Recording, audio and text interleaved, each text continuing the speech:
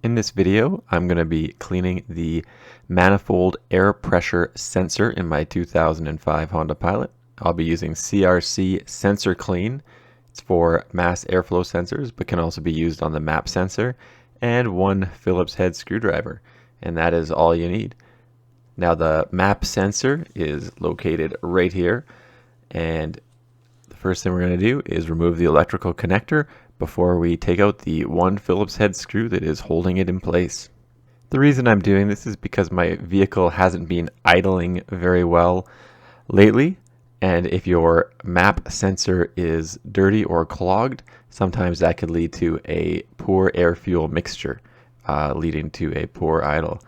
To remove it, you just sort of wiggle it back and forth a little bit and pull it straight up. Now I'm going to wear gloves for this so that I don't get the sensor cleaner all over my hands. For this task, you do not want to use anything like WD-40, brake cleaner, or carburetor cleaner.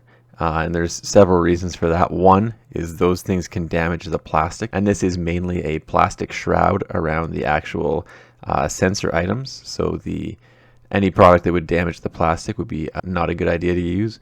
And also, those products leave a residue behind, whereas the MAF sensor cleaner does not leave any residue behind when it dries.